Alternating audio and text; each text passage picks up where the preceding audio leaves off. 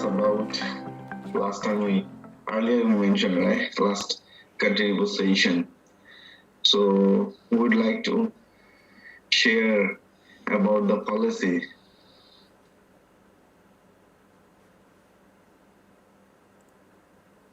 Sir Mark? Yes, sir. Sir, could you share how can we make a policy for environment like climate change or waste recycling? How can we do that? Do you have any?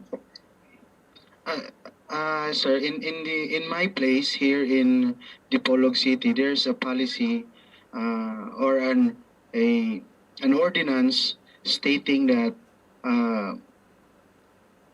people should use the MRF or the Material Recovery Facility. This is designed to allow households to segregate their waste from biodegradable to non-biodegradable and the recyclables. So in this way, my city has a concrete plan on how to minimize wastes and reduce plastic pollution. And that is the one that is currently being adopted since I think 1995. But to further improve it, I would like to propose or to see that my city will adopt the no single-use plastic policy, meaning we will have vending machines for shampoos and coffee and toothpaste.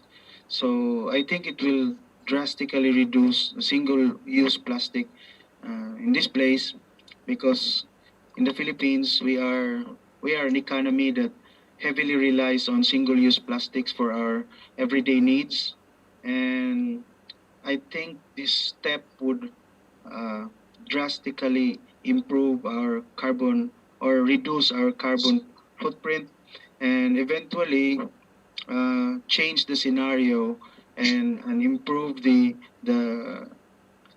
the manufacturers production of these single-use plastic commodities. So I think this will be my battle cry from now on to start this movement to reduce single-use plastics in my city. I think there are a lot of ordinances, may even laws in place here in the Philippines, but even as mentioned by my colleague, the plastic holiday, or there's a day in a week that we do not use plastic. At the start of the implementation, it was very strictly observed, but after a couple of months, it deteriorated in with regards to implementation. So I think this should become a lifestyle change for not just me but for everybody here in my city. And I would like to make this as everyone's mantra to go away with the single-use plastic and focus more on recycling and recycling. That's it. That's all, sir. Thank you, Mark. Yeah, I strongly agree with you. We need to maintain the MRF.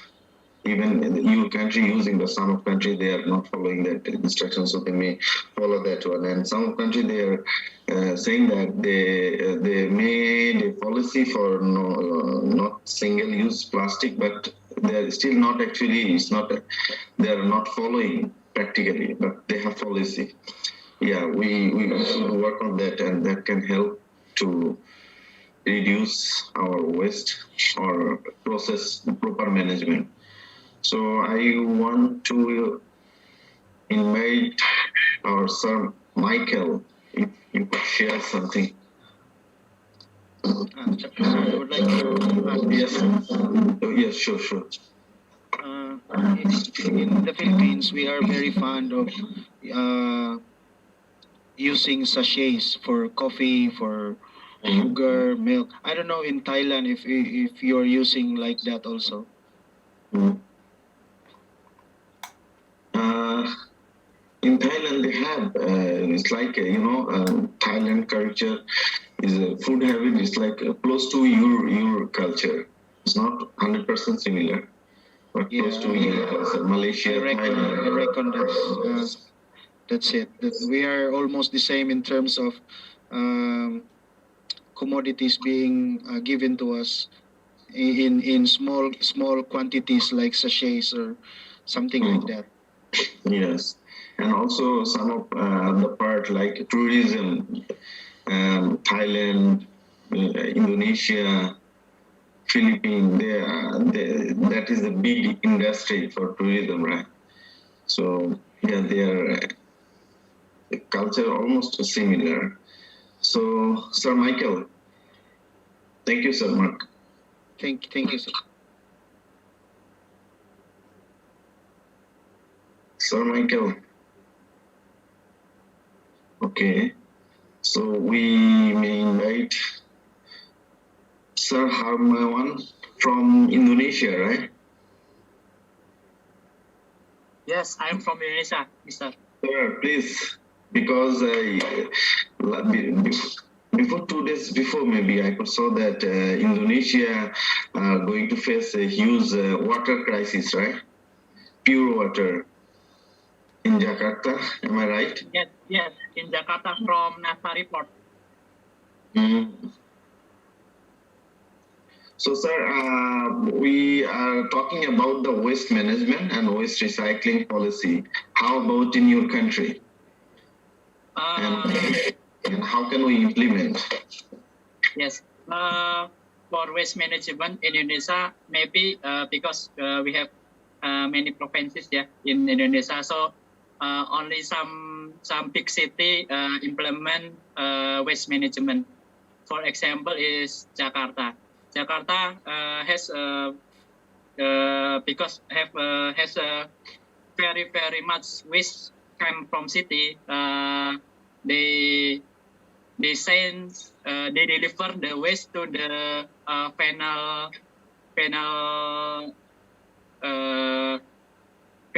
waste final place for waste. They make power plant from waste. They also made incinerator to process the waste in the the big place for waste in Indonesia is called Bantar Gebang plant, you know? No, sir. Sir, do you have any video documentary you can share with us if you have? Like for a minute, I will prepare because I joined in my mobile phone. Okay, sir. You can prepare so I can talk with another like Christine. She is her hand. Okay, Harman. Yes, sir. Hello. How are you? Hi, I'm good. I'm very interested in this topic and in Guyana. Well, actually, first, so this month is July, and globally we're celebrating like plastic-free July. Is like a push for people to reduce their use of single-use plastics. And in Guyana, I think both Michael and I had mentioned we don't have any recycling plants, and mostly our garbage goes to the landfill. So we don't have a lot of people. So that's one of the advantages, that we don't have a lot of waste generally, but because we're getting fossil fuel, especially oil, and it's being developed, we'll have a lot of companies that will come into the country. So in the future, it is going to change. So previous to the pandemic and previous to our new government changing, the was pushing for a ban on single-use plastics, specifically like cutlery, plastic bags, And I was actually on the committee that was working on the ban on single-use plastics. But then when the new administration came on, everything, we don't even know where that plan is right now, like what's going to happen next, or if they're in favor of that plan. But I have like a little PowerPoint like present. Please share. I could share it. It's mostly my opinion from studying this, and I have some videos that I hope that I can share in person. Maybe we can have a conversation about it. So I'll try to share it. Okay. So are you able to see it? Yes, ma'am. I'm gonna try to make it a little bigger. All right, so it's loading on my end. But yes, as I was saying, by the time, are you still able to see it, or is it saying loading? Still loading. Yeah, all right. So I'll speak before it comes on. So we were really working hard to engage like the various supermarkets and research institution and so forth to implement the ban. And one of the main things we were having a hard time was finding alternative to the single-use plastics. So maybe that's one of the things I would like to hear from my colleagues in the class, if they are aware of like alternatives to single-use plastics specifically. But I think now the presentation is on, so I'll go forward with it. So we all know that plastic is something that we really depend on. It's something that if we look around the room where we're sitting at right now, there's so much plastics. It's very versatile and something that we use. However, especially when we talk about marine life, in 30 years, it's estimated that there will be more plastics in the ocean than fish. And this is something that's really is really sad. I'm vegetarian, so I don't eat meat. But whenever persons talk about their food, and a lot of things that comes up from the research is like microplastics. So even though we're talking about single-use plastics, another concern is the microplastics that gets into the food chain. So living with plastics. For me, I think from what we were studying in terms of coming up with this ban, a lot of it comes from, a lot of the work needs to come from big corporation, like the people who are producing plastics, especially like bottle companies, plastic water bottles, and overall like the packaging industry. I think they need to take,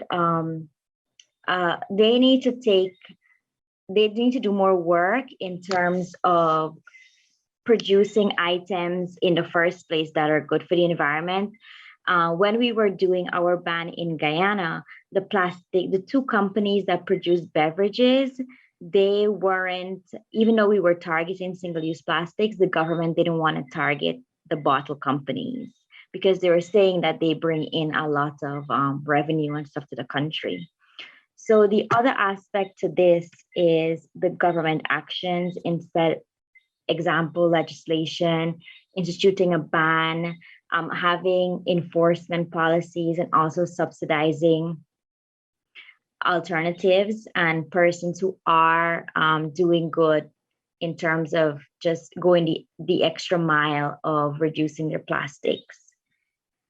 Additionally, even though there's a lot of plastics, there's a lot of opportunities for businesses to use plastic to create alternatives. And also I have some videos to show you of companies who are already using plastics to create either like building blocks, or there's like shoe companies that are using the plastic to create shoes.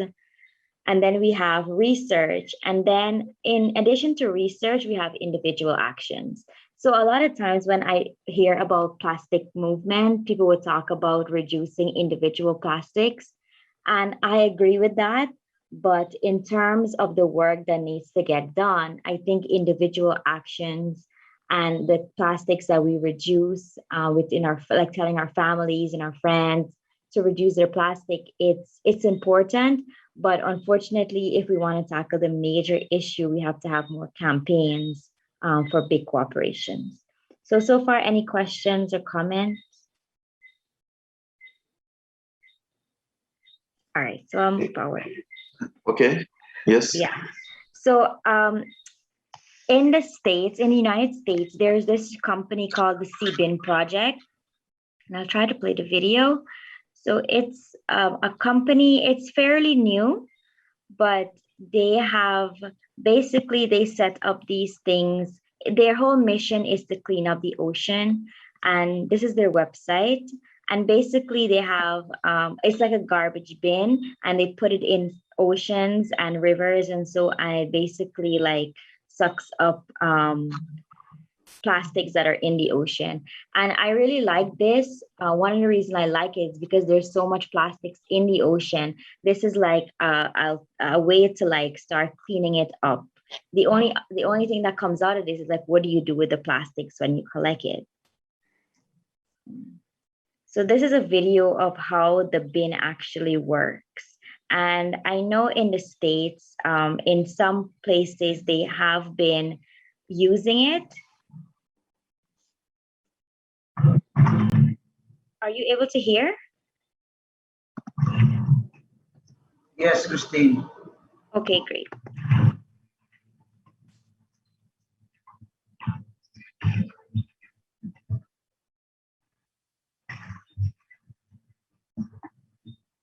Now we can't hear you.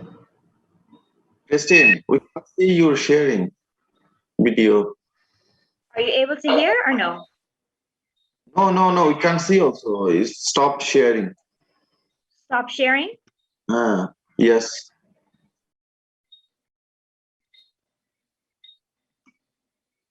Sorry, are you able to hear or should I not play it? No, we couldn't hear anything. All right, so actually it's not really a lot of dialogue, so you can just watch and read. Actually, we can't see your screen. You can't see the screen. Oh no, okay, let me try again.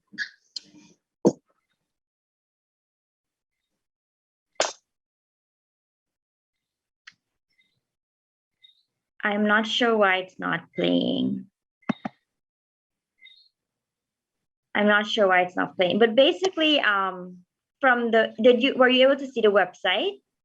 Could you share the link? Then I may help you to share. Okay. Video. Yes, I'll share the link.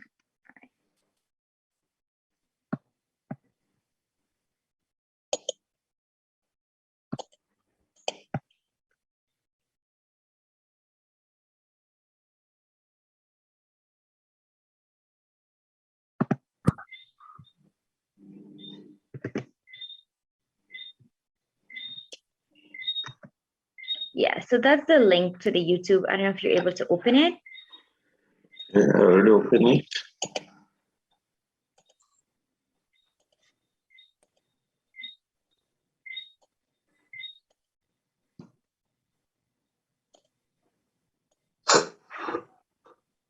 Sorry. Thank you.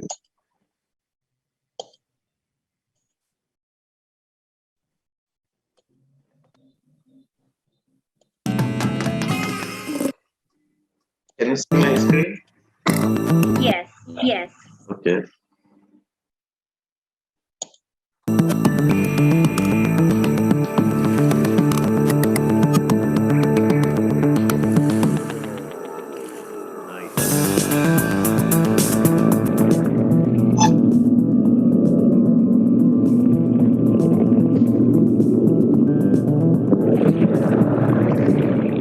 My name is Pete Zaglinski and I'm the CEO of CBIN Project, and we're here today in Ballena Isle Marina here in San Francisco, and we're just getting ready to put a CBIN in the water.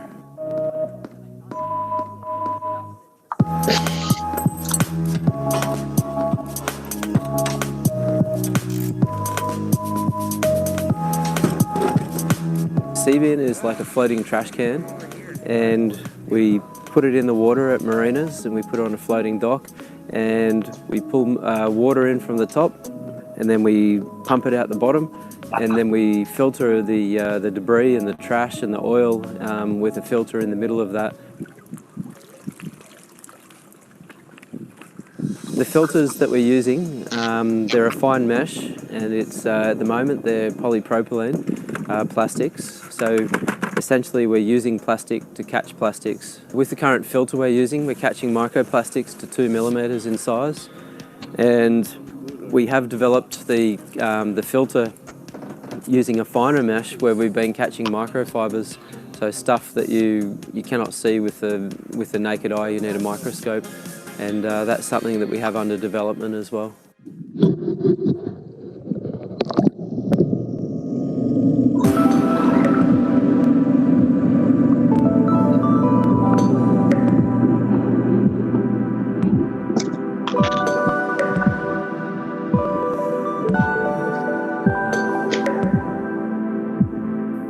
Debris and trash in the marinas is a much bigger problem than I think people realize, and it doesn't necessarily come from our members or from within. The trash is carried across the water, and it collects in these little pocket areas, and marinas tend to be a good location for that. It's going to be food containers, water bottles, cigarette butts, little pieces of like twine, and just the stuff that you would see blowing around in any type of natural environment. Seabin works 24/7, so it's an employee 24 hours a day for us, and then we just come by periodically, and it also collects a lot of the smaller stuff that we miss. It's just a great opportunity for us to be able to do something that's positive for the environment. We did a crowdfunding campaign, and we raised $362,000. And that gave us the kickstart to start this whole project. And so that was 2 years ago, and now we have the commercial sea bins, and it's ready to go in the water. I think we have about 70 different countries with sea bins ordered, and every day it's just more and more. The interest is it's huge. The cost of the sea bins is €3,300. The maintenance costs, it's basically the electricity for running of the pump. It's using 500 watts, and it's only drawing 4 amps, which means that it's quite a low energy consumption. And yes, it is adaptable, that we can have it run by either solar power, wind power, or wave.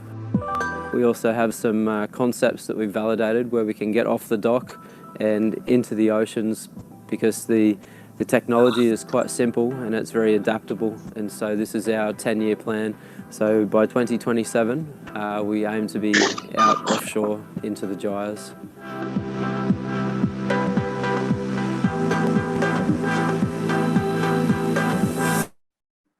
Thank you so much. So that's one example of cleaning up the actual the marine debris, and I like the fact that it's not only capturing like the solid things that we can see, but also like the fibers and so.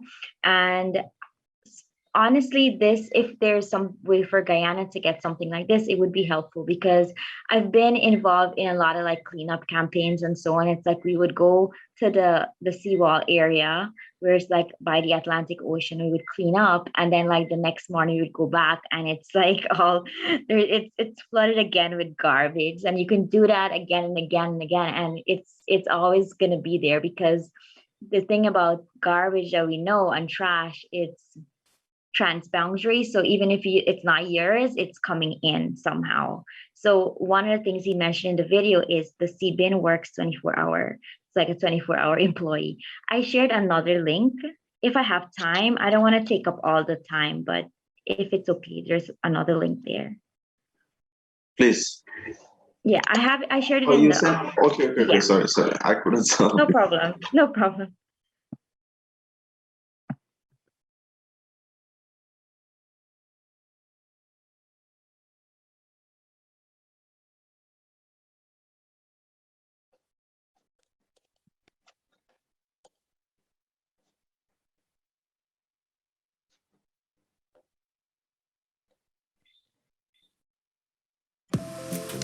Is it okay? Sound? Yes. Okay. Adidas makes over 400 million pairs of shoes every year. Manufacturing that many shoes requires a lot of resources, but constantly creating new materials isn't great for the environment. So Adidas is turning to a different source. Experts predict that in 30 years, there will be more plastic in our oceans than fish. and one study estimates that 90% of seabirds have consumed some form of plastic waste. All that pollution on beaches and in the ocean is harmful to both marine life and humans. So Adidas is trying to stop some of that plastic before it reaches the ocean. In 2015, Adidas partnered with the environmental organization Parley for the Oceans. Their goal? To turn marine pollution into sportswear. And they've made huge progress. In 2019, Adidas expects to make 11 million pairs of shoes with recycled ocean plastic. That's more than double what it made in 2018. Adidas says the partnership has prevented 2,810 tons of plastic from reaching the oceans. But how are these shoes made? It all starts at the beach. Parley and its partners collect trash from coastal areas like the Maldives. The waste is then sorted, and the recovered plastic is sent to an Adidas processing plant. Adidas uses plastic bottles that contain polyethylene terephthalate, or PET. And if it's something Adidas can't use, like caps and rings, those get sent to normal recycling facilities. The processing plant crushes, washes, and dehydrates the waste, leaving nothing but small plastic flakes. The flakes are heated, dried, and cooled, then cut into small resin pellets. Normally, polyester is made from petroleum, but Adidas melts these pellets to create a filament, which is spun into what they call ocean plastic, a form of polyester yarn. Adidas uses ocean plastic to form the upper parts of shoes and clothing like jerseys. Each item in the Parley collection is made from at least 75% intercepted marine trash. And they still meet the same performance and comfort standards of Adidas's other shoes. Recycled polyester uses less water and fewer chemicals and helps prevent plastic pollution. Adidas' goal is to replace all virgin polyester with recycled polyester by 2024. Currently, more than 40% of Adidas apparel uses recycled polyester. You may have seen Adidas recycled sportswear without even noticing it. Clothing made with ocean plastic has been used in college football, baseball, the NHL, the Australian Open, and more. But this doesn't eliminate plastic pollution entirely. Washing polyester clothing can create microfibers, which may end up in the ocean. Adidas suggests that customers wash their clothes less often, use cold water, and fully fill the machine each time. But this is just the first step. Adidas is also developing a 100% recyclable shoe called the Futurecraft Loop. The shoe is made to be remade, because it can be returned and broken down to create a brand new pair. Futurecraft Loop is expected to be available in 2021. With the help of Parley for the Oceans, Adidas is using readily available material to manufacture new products, which is a big step towards a sustainable future. Thank you. So while I was researching this, I went on their website, and it seems like the shoe, in terms of the price, it seems like it's similar to the price for their regular shoes. So I guess that's one way of making it like affordable and also making it easier for consumer to pick something that's a little bit more conscious, environmentally conscious for the environment. I have one other video, I think it's like 2 minutes, and this is talking about, I'm sure persons have seen this on like social media floating around, using plastics to make building blocks. But again, I don't want to take up the time. You already shared? Yeah, I'm going to share it right now. Okay. Yeah, I share right now. Yeah. I don't want to take up the time though, in case anybody else want to share.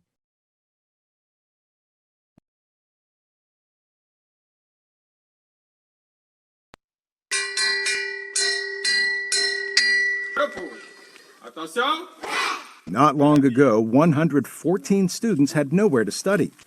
It was February and March. There was a strong wind followed by heavy rain. To our big surprise, when we woke up, the school collapsed. Then, a new kind of building project took shape in the western Ivory Coast region of Sakasu. UNICEF found me and said they'd heard of our difficulties and said they'd come out and build 3 classes for the children in our community with plastic bricks. I laughed. Far from a joke, UNICEF partnered with a Colombian company called Conceptos Plásticos, or Plastic Concepts. These classrooms are pretty strong, they are safe, they're water retardant, they're fire retardant, they're water resistant, and they as well last a longer period compared to normal traditional classrooms. The building project takes discarded plastics and turns them into construction-grade bricks. Plastic buildings? Okay, let's wait and see. And later on, the school just came out of the earth. I'm a living witness. That has given us hope. The project may give hope to thousands of other children in Ivory Coast. Conceptos Plásticos is constructing an in-country factory to convert even more plastic into bricks. Before we had bad construction, UNICEF came to build us this building. We like it. UNICEF says Yamoussoukro, the capital city, produces more than 280 metric tons of plastic every day and recycles only about 5% of that. The Plastic Brick Project aims to build schools for more than 25,000 children and give jobs to women in low-income neighborhoods. Arash Arabasadi, VOA News, Washington.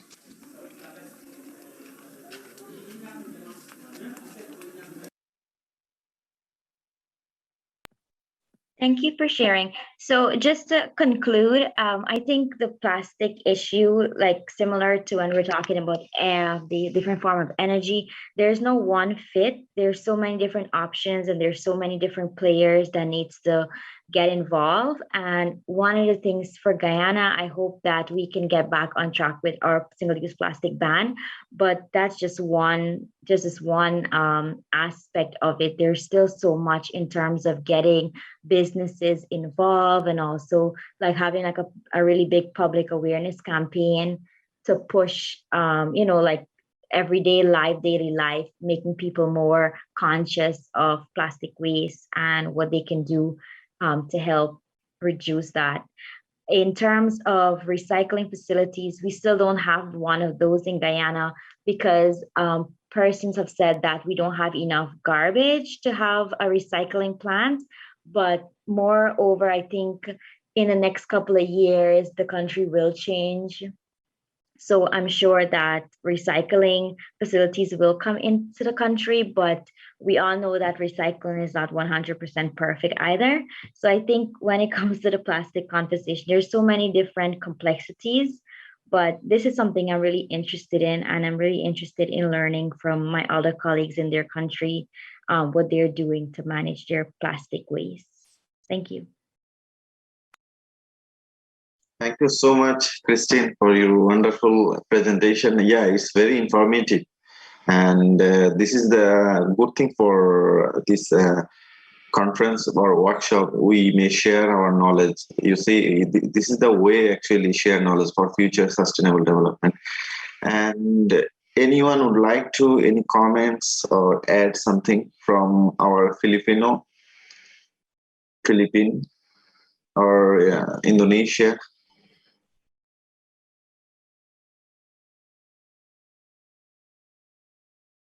I think, I think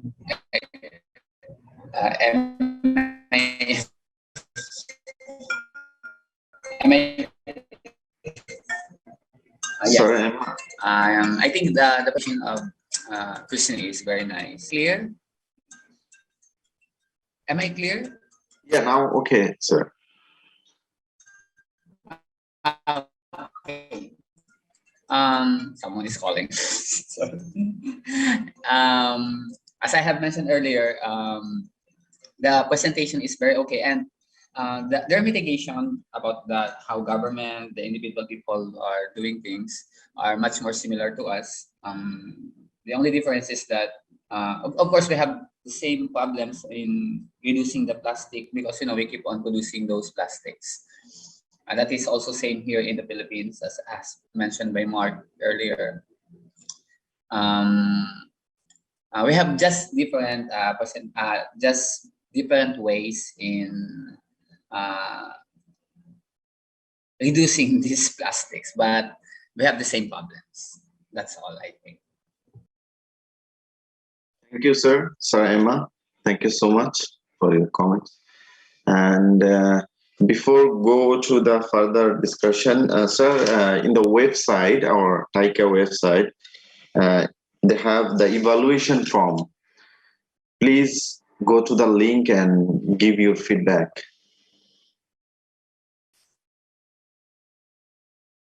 Okay, Please, sir. Thank you. And Yes, sir, we will. yeah, TICA website, they have the evaluation link. So please give your evaluation. Sir, when I was trying to, I tried a few different devices. When I was trying to get on the website for the last week, I'm not getting access. Is there any way you can share the link? Oh, I think you did. You just shared it. Yes. Okay, Yeah, good. you already shared it. Yeah, Thank you. please. Thank you, sir. And before go to our further discussion, I would like to share another recycling industry. So I would like to share something.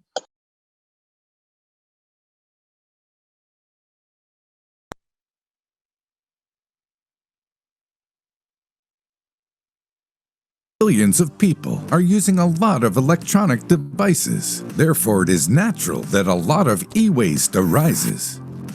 Americans throw away an estimated $55 billion in e-waste material annually. The World Health Organization is warning that the amount of e-waste around the world is growing significantly. But what is e-waste, and why are there many health risks associated with it? Electronic waste, referred to as e-waste, includes all discarded electric or electronic devices. The danger produced from e-waste may come from direct contact with harmful materials and heavy metals such as lead, cadmium, and chromium, from inhalation of toxic fumes, and from the leaching of toxic materials and their accumulation in soil, water, and food. According to the Institute of Physics, the huge amount of lead in e-waste, if released into the environment, could cause severe damage to human blood and kidneys, as well as to the central and peripheral nervous systems. Even some current recycling activities can pose a risk of injury. To date, there has been some recycling of the valuable elements contained in e-waste, such as copper and gold. However, these are often extracted using fairly primitive methods, such as burning cables to remove the plastic and extract the copper. These methods expose workers, who are often children, to toxic fumes. According to the WHO, several organizations have highlighted the need for interventions in the field of e-waste. A lot of organizations target children as they are the most vulnerable to harm from exposure to e-waste. As children are still growing, harmful substances can affect their development to a greater extent. So what can you do to help combat e-waste? You can sell or donate old electronics. You can maintain electronics properly so they last longer. You can recycle and dispose of e-waste properly. Before buying a new electronic device, consider repurposing an old one. You can store data online to clear storage space and help your electronics last longer. You can buy ENERGY STAR rated electronics. There is good reason to follow these few simple rules. By recycling 1 million cell phones, more than 35,000 pounds of copper, 33 pounds of palladium, 772 pounds of silver, and 75 pounds of gold can be recovered. That material is not only worth money, but recovery will also help to reduce the amount of mining necessary. But why is it so hard to follow these rules? Because nowadays electronics are made to be replaced. It's called planned obsolescence. Take for example how Apple's latest operating system made extensive use of haptic features that required an iPhone 6S and so forth. These kinds of features are very common in today's electronics, and so you are forced to replace them. And one has to wonder what happens to the old appliances. Can they be fully recycled now that parts of them are no longer needed? This situation is further worsened by the economics of gadgets. Very often it is cheaper to buy something new than to fix something old. And so we find ourselves with two unfortunate situations. The first is the dangerous increase in mining for procurement for the materials needed for production of gadgets. And the second is large amounts of electronics in landfills leaking toxicity. What is sad is that this waste could easily be reduced by reuse, repair, or resale. According to the report of ENDS Europe Agency, built-in obsolescence has seen the share of large household appliances that had to be replaced within the first 5 years grow from 7% in 2004 to 13% in 2013. And companies are also to blame as they increasingly end support for older models or the operating systems that run on them. E-waste is caused by the whole idea of pushing consumers to buy products quickly by making older ones obsolete, and it is causing havoc on our planet. It's a complicated issue that requires a complex solution. One such solution would be to require electronic sellers to provide buybacks or return systems for used equipment. Export limits could also be introduced, where the quantity exported has to equal to that recycled or reused. There are plenty of solutions that can be conceived if we just put our hearts into it. And for the sake of our environment, we should.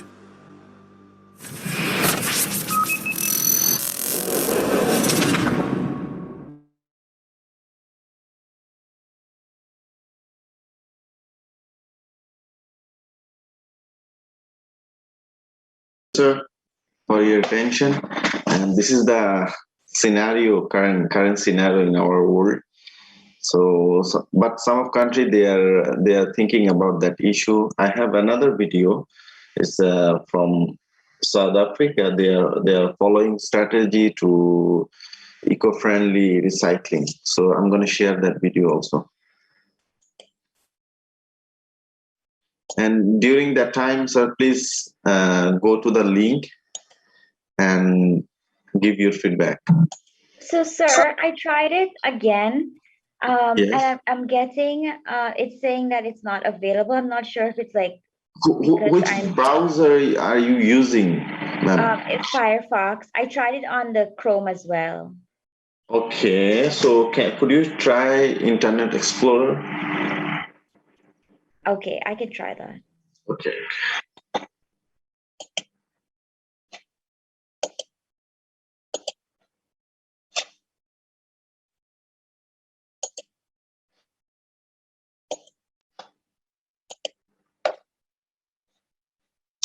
Sir, you can share the website so that we can see the link for giving feedbacks. Sir, just go to the chat box. In the chat box, have the link. I see. Sorry, I see. I already see. Okay.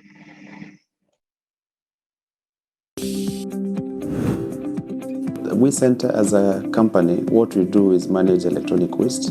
Electronic waste is anything that is electrical or electronic that has either been overtaken by technology or has become obsolete.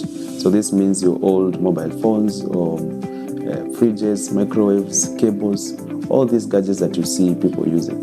And you realize that in Africa, there are no organizations that are able to handle electronic waste properly. So for us, we found need to have a facility that is able to ensure that all these devices, once they reach end of life, they are properly disposed so that they are not causing any harm to the environment and also to the consumers, be it people, be it plants and animals, because they contain toxic metals and heavy metals.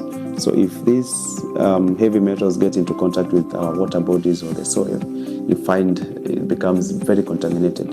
And from the composition of most of, in fact, all of these electrical devices, you find the heavy metals, if not properly handled, they bring along so many diseases like cancer, kidney failures, and the like. So our responsibility as a company is to ensure that the environment is safe and also people are safe.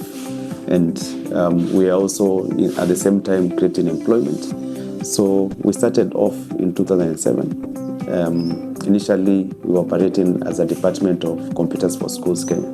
Computer for Schools Kenya was established way before in 2002. So now, We Center came in to handle the US for the country.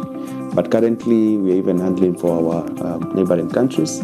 We're also setting up operations in about 15 other African countries because we want to develop together as one. We don't want Kenya to just develop in isolation. But when it comes to matters of e-waste management, I can say Kenya is way far above all other countries in Africa in terms of e-waste management.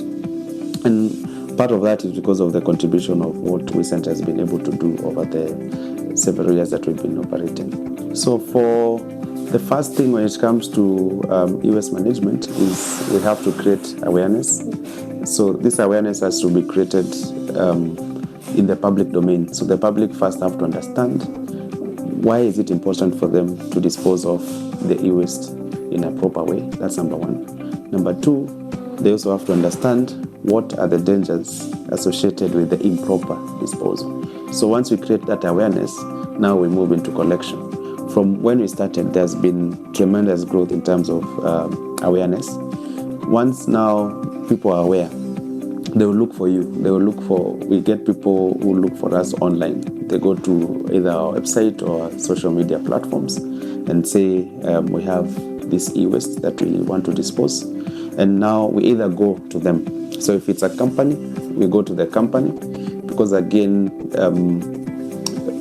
for large e-waste, you have to be licensed by NEMA to transport.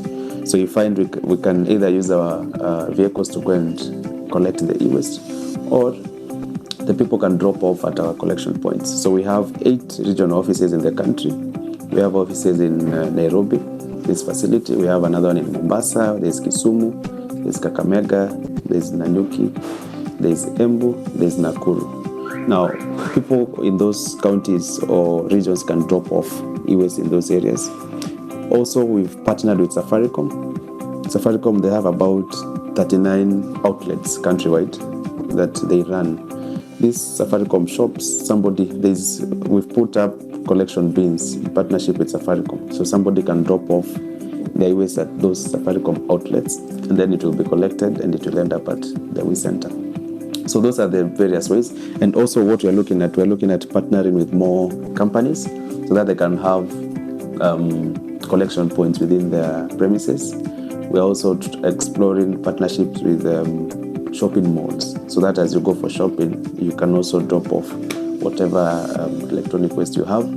We also do estate drives, where we go to an estate over the weekend, after, of course, creating sensitization, and we're able to put our trucks there. People are able to bring the electronic waste. Of course, that argument is there. In fact, it is human nature. People want to be given something so that they can give whatever it is. They also feel that there's value in e-waste. And so the approach we are taking is we need to be sustainable. So the moment we go into the business of giving incentives, we find the operations of Waste Center will not be sustainable. That is one. Number two, we have to create a culture whereby people know the environment is ours. We found it here, we need to take care of it, and we will still leave it here. If you don't take care of the environment, it will not take care of you. So we have to create that mentality so that it comes naturally. You don't have to be pushed to dispose your e-waste. That will be the easiest way. Whether there is law, there is no law, whether somebody is giving incentives or they're not giving incentives, you just find it is the best practice and it's the best thing to do. So that's the other thing. The third thing, if you start giving incentives, say you give people money, you tell them if you bring 10 televisions to Waste Center for disposal, we'll give you X money. You now create another problem. People start stealing from one another. You bring 20 televisions, 50 mobile phones. Waste Center will give you money equivalent to what you've disposed. But now you've created another problem. So it has to be handled in a way that it is sustainable and it brings good coexistence between the environment and also with the people. Once equipment they're made, in fact, before even manufacturing equipment, you need to design them. So they have to be designed in a way that they will be used for a long time. Because if you go wrong in the design, it means they will not be used for a long time. So you look at the design, you make sure it is proper design, then you move to manufacturing. If you manufacture the equipment, it has to be manufactured in a way that it will also last. Then you move from manufacturing you take it to the consumer. When it comes to the consumer is also supposed to be aware of the equipment they're using and then use it for whatever period they want to use it for. Then after using them, you come in and extend the lifespan of that equipment again. Yeah. So like now here, you find whatever equipment that can be reused. For example, computers. We donate them to Computers for School scale, and they're able to do refurbishment. Now, when it comes to the reusing, when you're reusing equipment, they have to be first refurbished, because of course you do not want to have your laptops or your mobile phone being reused by another person and they still have data. And also, if the other person is reusing your laptop or mobile phone, they also need to make the best use out of it. So for that to happen, they need to be refurbished. You need to have it upgraded in terms of performance. And then now when that happens, this new user will also use it for some time. Now, when it reaches end of life, when it cannot now be extended, it's supposed now to come back to a facility like WeCenter for disposal. Now, when it comes to us, now it has come for disposal. We will again collect. In fact, if it is data carrying equipment, we must destroy the data, properly and safely to make sure that the client's data is safe. After data destruction, we now move again to doing the inventory of the equipment, maybe getting the serial number, and then the details of that equipment, the model and all those. And then after getting that, we also take the tonnage to know what is the tonnage of the equipment that you dispose as a disposal. So if it's company X, we'll take all the equipment that you dispose through WeCenter, take the serial numbers, take the tonnage, and now sort them according to the kind of equipment it is. And then the next stage would be dismantling. You dismantle everything so that you get fractions. After dismantling, it comes in as an equipment, but now when it is dismantled, we get fractions. So these fractions are handled differently. So the fractions might be, you find there will be plastic, metal, circuit boards, you'll see them back there. So each of those fractions is handled separately. Like for plastics, we have a machine that is able to shred the plastic. Once it is shredded, if it is mixed with other forms of plastic, we have companies who are making plastic fencing poles that we partner with, so they take that. We also have companies that are making lubricants from that plastic. Others are able even to make diesel. So now that is properly handled. Metal, it is smelted, so you get new metal. For cables, we have a machine, it's called a cable stripper. Strips the cable, removes the plastic. You remain with your pure, let's say, copper. And copper also again goes back to the market. The CRT glass, we have a CRT cutter. It's able to separate the CRT properly. The glass, the plastic, and this phosphor powder that it sucked.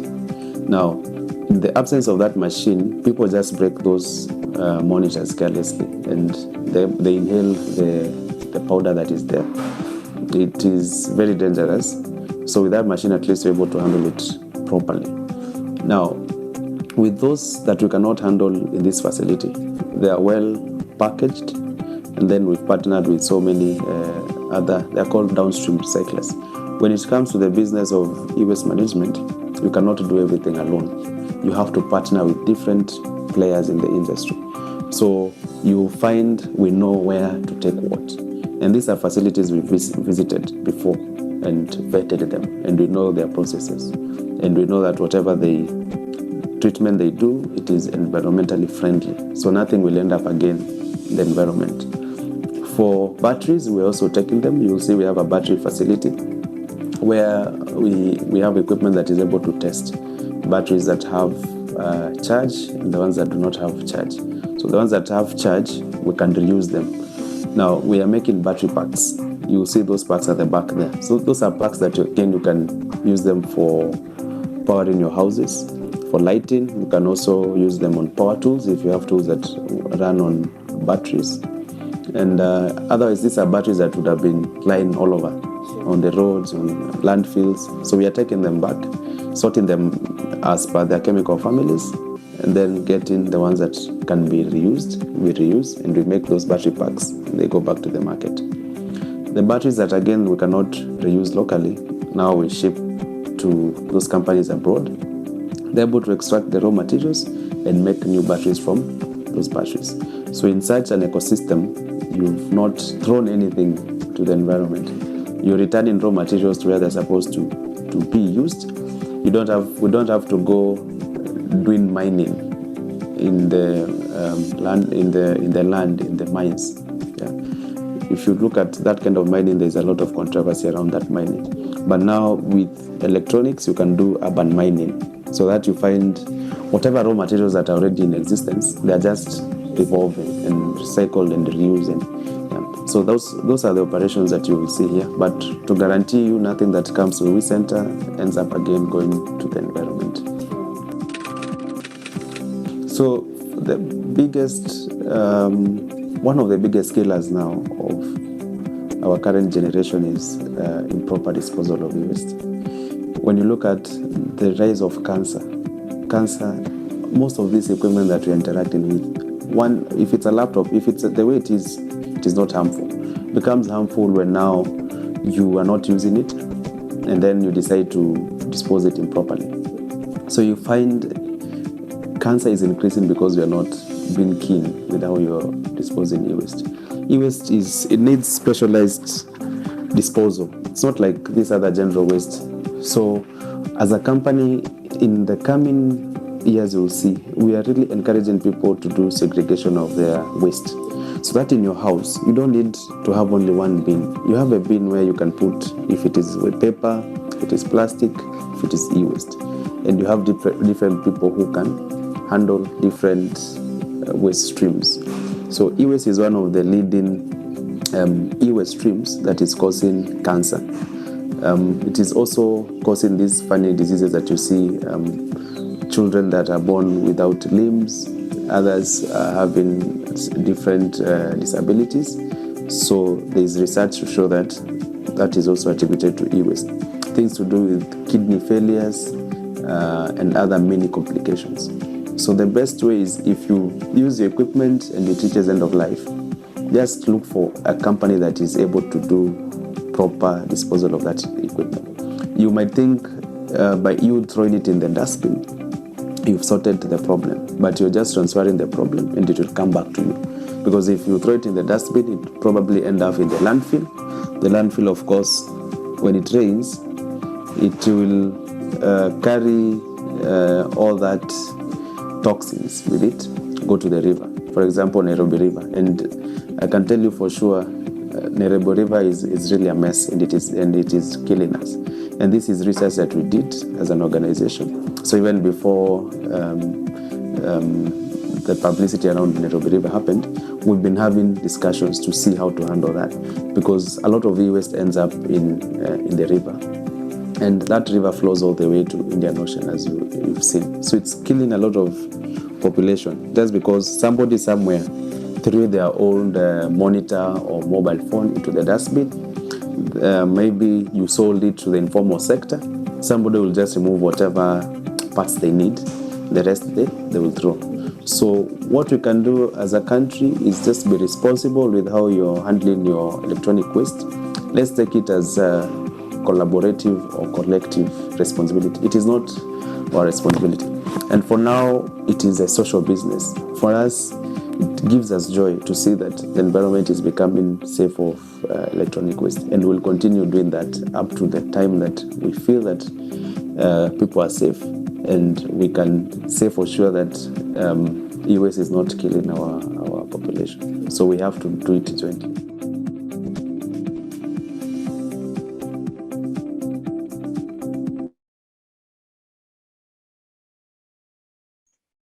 Thank you so much, sir, for your attention. Yeah, this is the scenario of Africa, and I believe that you may get lots of idea about how to we manage, because they are doing actually practically. So we may think about that, because making policy is easy, but taking action It's very difficult. So it's time for take action.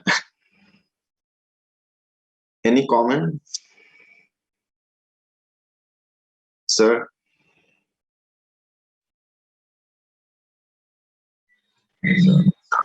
Michael, Yes, sir, Michael. I sent a message apologizing for chiming in late. It's okay, sir. It's okay, sir. Yeah, my comment, yes, like I would always say, because of what we experienced, there's no time for us to go through the table to negotiate what is it we need to do and how we go about doing it, because all these informations are readily available. Now it's time for for us to put our foot down and actually start doing what is it we have to do in any form as we try to fight and combat global warming. And adapting and mitigating the use of sustainable energy is one of the, for me, during this program, I've seen the importance of this, the significance of this. And like I said, we don't have any long time anymore to go back and forth and stuff. We need to start adapting and we need to start mitigating right now. Our time is running out on us, not as a country, but as the world. And if we do not take a hands-on approach to this, we might reach a situation or position where it's going to be too late. Yes, sir. Yes, sir. Yeah, I strongly agree with you. And we need also the strong leadership. We need a strong leader to manage that kind of problem. And please, comments. I want to invite Harmain from Indonesia. Please.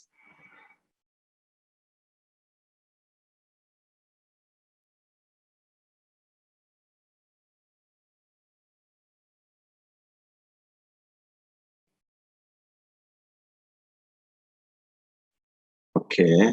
Sorry, Emma. Yeah, and the same comment. Actually, as I always go on with the videos, I learned a lot.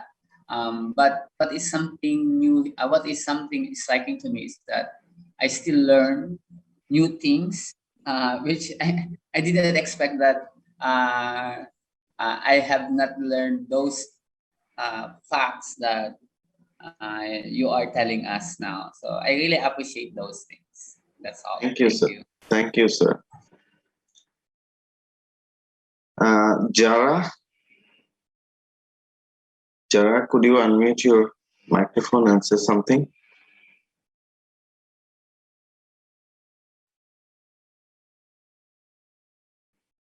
Okay. So, sir, I want to say something about our last few days discussion. We discussed about like e-waste, plastic, and we know that some of us, the expert on plastic recycling, some of making policy. So could you share your email address? In future, we may, because of now we know that UN, they have many project, they offer project for making collaboration project in different countries, especially developing countries.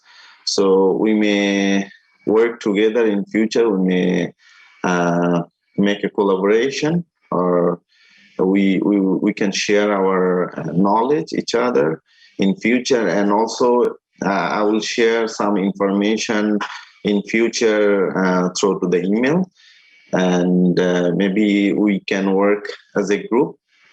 And we have conference. Okay, let me share.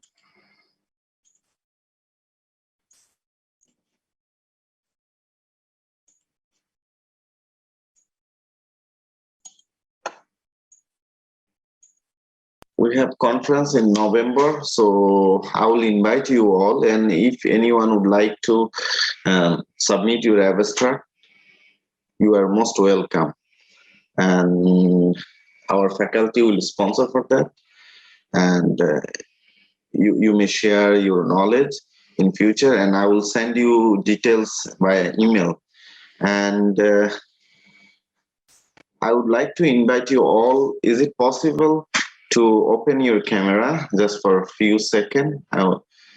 We can take a picture, because this is our last session. Of course. We are ready. Hello, sir.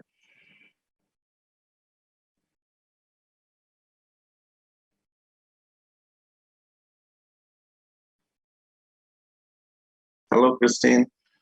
Yeah. Now I'm feeling better. Previously, when I speak like dark ocean. You feel sir, I'm still not you are able all to. alone. I'm still not able to log into the site. It say I don't have access. I don't know if it's because I'm all the way across the world, but I did try it on my work computer as well, and it's not working out. Okay, I will share my email. I'm not sure if it's a problem across the world, Christine, because I'm getting to log in to the website. So, sir, I'm feeling now more better and more comfortable and more confident. I want to say that can we work future like as a group? Maybe if I have any information, because UN, they have many projects, right? So we can work together, because I know you all are leaders from different countries, so we can help each other.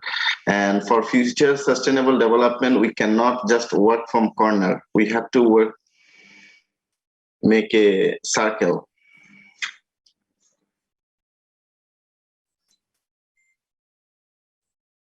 So,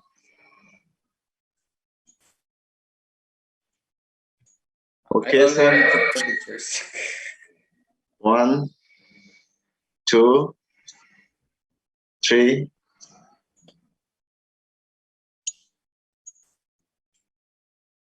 Wait, one more.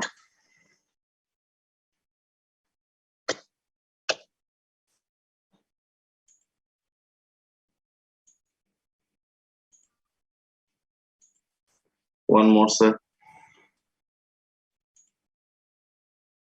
1, 2, 3.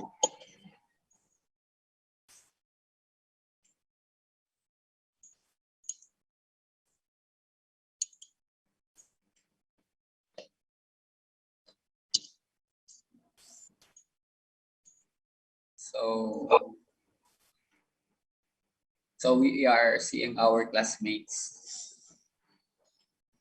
Yeah, sir.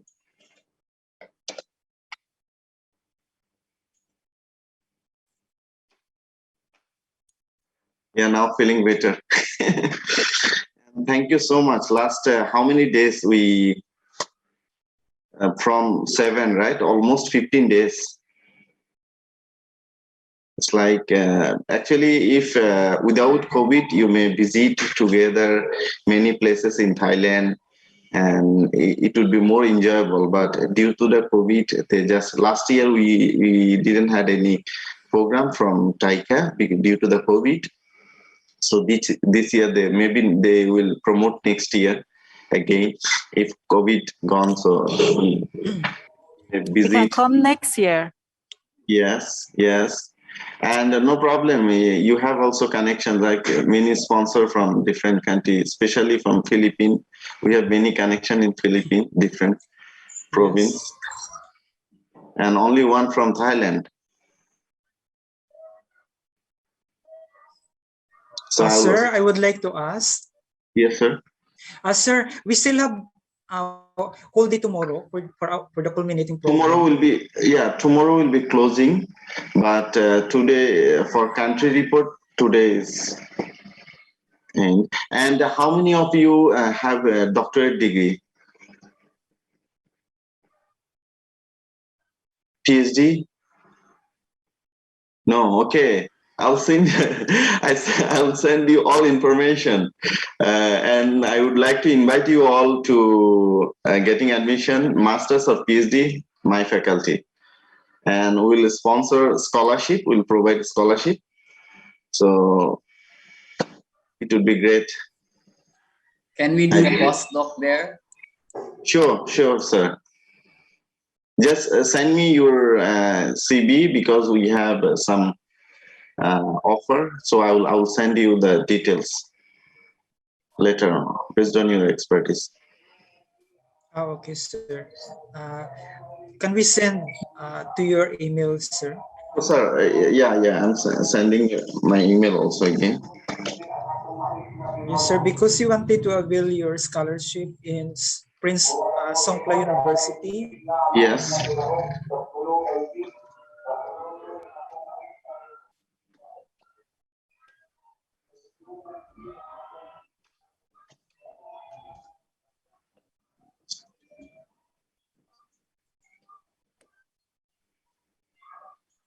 So, sir, please concern about plastic, e-waste, solar waste.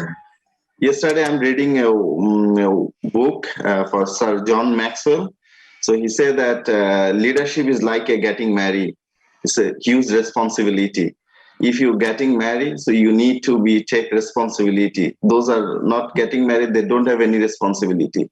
But if getting married, they need to take responsibility, baby and everyone. So leadership is take responsibility. So yeah, you will implement it in your country, I believe it, because of now developing technology is one part. Before, people just think about developing technology, but now if we would like to implement any technology, before we need to think about how to recycle or how to reuse it. Then we give the right or access to implement the technology. And maybe in future, very soon, because people are now going to space, so in future, space recycling very soon, rocket recycling. Yes, sir. And any comments, sir? Because sir, I would like to have a follow-up question, sir. If you're provided with an e-certificate tomorrow. Yes, maybe tomorrow you will receive it. Or Taika will provide that, yes. Okay, sir, thank you. Sir Michael? Thank you, everybody. Yes. Sorry to interrupt, Michael. No, it's okay, it's okay. Thank you, everybody. So nice to see all of you, and thank you, sir. My only question is, since tonight is the last night in terms of reports, what is expected for tomorrow night? Well, tonight for us, the morning for you. Okay, tomorrow is a closing ceremony. Our dean, Professor Kwanan, he will deliver his speech, closing remark, and maybe he will provide lots of opportunity in future. So I believe all of you will visit my faculty for master's or PhD. Just take great opportunity. And another thing, if you would like to, if you have connection in your country, so you may take opportunity by online, like you can take one supervisor from your country. He or she may help you to do your research. Especially our faculty actually based on research-based degree. It's not coursework. So for masters, need to publish at least one ISI paper article, and for PhD, 2 ISI article, research-based. So you can do research from your country also, or if you have data, so you can use it. But if you take supervisor from your country due to the pandemic, so it's convenient for you in future.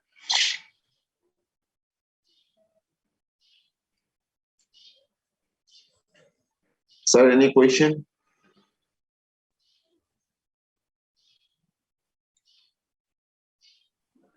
Hi, sir. Yes, sir. More, sir. 2 years ago, I came to Thailand. I study for solar water pumping system in the agriculture. Yes, I'm very interesting for solar water pumping system in Thailand because Thailand have a very large paddy field areas. I see from the Buriram also. I came to Buriram, so Surin, and yeah, very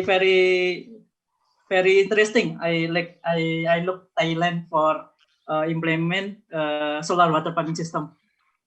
Wow. Okay, so in future you I like think come again. you can share because Thailand have a problem to develop more solar water pumping system. I think. Yes, sir. Yeah, thank you, sir.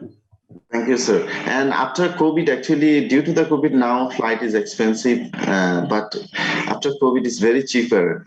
So it's not, it will not difficult for you. And also from Indonesia, so many people from Philippines, because in Thailand, maximum teacher they're from Philippines, and I have many friends from Philippines. They are also some of them they are coach, lecturer, like some of life coach or business startup coach, something like that. They're staying in Bangkok. Yeah. And I may have in future work with Sir Emma because his field and my field is very similar, material science, and also Christine, Sir Michael. All of you. I need all of you because I'm only one expert on just only one finger, but I need all of you. Then it would become one hand.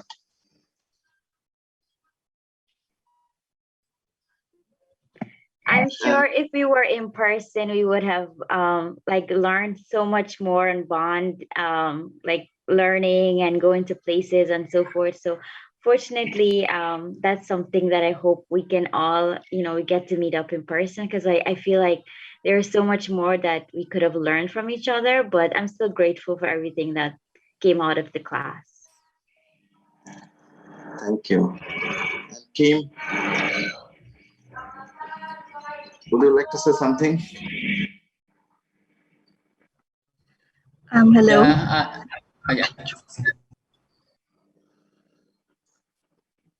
Yes, please, no.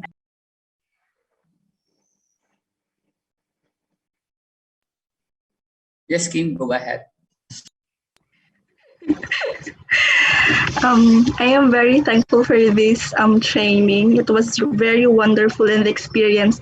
Although we are doing this training through virtual mode instead of the usual face-to-face. However, the knowledge that we gained from this training, especially the country reports, it's very interesting, and I learned so much from this training. Thank you very much from the different parts of the world. Your culture, your policies on the environmental aspect, on the energy conservation and all. Thank you very much for that knowledge. Thank you, Madam. And Madam Arlene. Hi, good afternoon and good evening on the point of view of Michael and Christine. Again, I am very happy also, just like everyone here in this seminar. Happy at the same time, thankful for all the new learnings that I got from this seminar. I became more confident to present new information about energy resources to my students, to my incoming students this coming semester. And also, there are also a lot of things that I had to unlearn because there are some misconceptions that have been corrected because of this seminar. So thank you so much. And also to add with what Ms. Kim has said a while ago, the country reports are really interesting. Hopefully we can get to meet everybody when when COVID-19 is okay now. So thank you so much. Thank you, Madam Arlene, for your treatment. And yeah, now I'm feeling like we are in class or we are in cafeteria. Virtual cafeteria. This is actually, although it's a workshop or training session, but it's not, for me actually, like I'm not expert on all part, but sometimes when you share knowledge with your friends, so I learn lots of things. Honestly speaking, I'm not expert on all. I'm just expert on only solar and some of the part like perovskite solar cell. But when I discuss with you or you share some knowledge, so that can help me to learn more. It's not like that. I learned many things from you, because especially like when discuss Madam Arlene, Michael, Christine, Emma, Sir Julie, and all of you, Melissa. So when you discuss your knowledge, I learned many things. And thank you so much. I'm so grateful to you, because of you share your experience, and all of you. It's not theoretical anything, because theory and practical is huge different, and you share your knowledge all from your experience. So that's the good thing I noted, and I learned from that. And thank you so much, and we'll see you again. Although we may not have too much time, Jara, we may not have too much time. So, would you like to say something? We are in No, class. thank you. I just wanted to thank you. It was so useful to me, and I have found some international friends. Thank you. Thank you. So, Sir Michael, please. Yes, sir. I just want to say thank you for you and the team for promoting this program, and for everybody who participated in the program. From the beginning of the program, you were a bit hesitant as to the nature of the program and stuff, but as the program continued, I believe that we all have individual skills and talent when it comes to renewable or sustainable energy. So everybody will learn from each other, and we would all need each other as we continue to fight for sustainable and renewable energy. So therefore, we have a little community we started here from across the world, and it's something that is, it's something that we should appreciate and don't take for granted. And we should try to keep in touch with each other as much as possible, so we can share and share knowledge. Because like Christine and myself, we pointed out for the longest while, we are a developing nation, and moving in the direction of sustainable renewable energy is something that we cannot run away from. So there's a lot of development to happen within our country, and to know that we have close international partners like you guys all there that we can actually reach out to or tap into when that time is needed. That is a beautiful thing, and I just want to say thanks again. Thank you so much, Sir Michael. Thank you so much. So Mark, although you talked before, but now it's different. Taste is different. Feels so good seeing all of you guys. I mean, at the start of the training, I was opening my camera, but I thought it was the norm to close it out. So I did my part in closing my camera, because everybody is closing theirs and only the speaker is opening their camera. But I think this is better. This is going forward. I think talking and explaining things with seeing you guys is much more lively and much more, what do you call this? Friendlier in a way, seeing your beautiful faces and seeing your homes or offices is very good. It's very refreshing.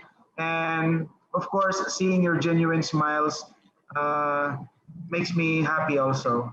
And I would like to thank Taika and you, sir, for your patience. And sometimes we don't answer immediately, but I would like to say thank you.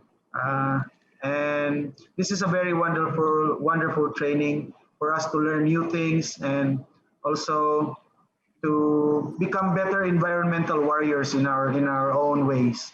So I would like to say thank you. And guys, if you can visit here in my province, I would very much welcome you and give you a little tour or something. I don't know. Guys, thank you. And I know this is our not the last day, but the penultimate day. But I would like just to be honest with you guys. You look very beautiful, Thank you. Thank you, sir. Actually, honestly speaking, I'm practicing public speaking, so I love to. Online is very difficult for me. I love to in front of people, and the huge difference when I talk in front of people and online. So here also when sometimes camera off, so I already used to be that, because last 13 days I learned actually how to talk without any camera. so that's when I practiced, but normally I love to talk in front of people, and that can give me confidence. And thank you so much. Now I'm feeling better. And yeah, tomorrow will be the closing session, so I will join, but maybe I can't talk like today. So that's it, sir. And anyone miss Melissa? Madam Melissa, would you like to say Hello, something? sir. Yes. Sir? Would you Yeah, mind? just Can you turn on your camera? sorry, I had to transfer to our other room. My husband is doing his meeting right now, so I can't yeah. But I'm just really grateful to everyone for this collaborative learning experience, and it's just really amazing that if other countries and nations can do it too, then why can't our small nation do it here? Like what they're applying. And one thing that really reminds me is this quotation: the distance between heaven and hell is 12 inches. So if you learn something but then it doesn't reach your heart, and then it doesn't touch you, and you don't do anything about it, then what's the use of these trainings, right? So that's one thing that that I can really just share and be reminded of. That's all that I can say. Thank you. Thank you, madam. So it's time to say goodbye. I'll miss you, all of you, sir. Maybe. All right. Good night, everybody. Bye. I missed the sessions, I missed the discussions and everything. You guys take care. You want to continue to stay safe. Yes, sir. All of you. See you. Thank you, sir. Bye, guys. Thank you, sir.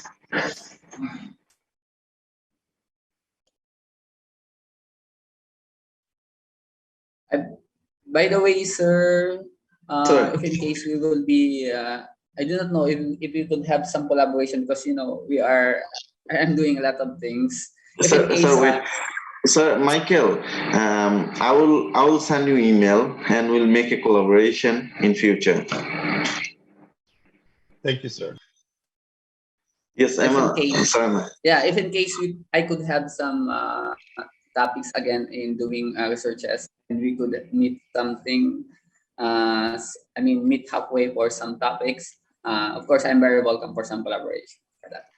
Yeah, sir. Maybe we can make a collaboration for writing manuscript. Maybe you can give some idea, or I can give you some idea. Yeah, some material synthesis. Maybe you have lab facility, so you can do for me. I can write a manuscript, so we can share like that. So we can make a collaboration and we can produce publication in future.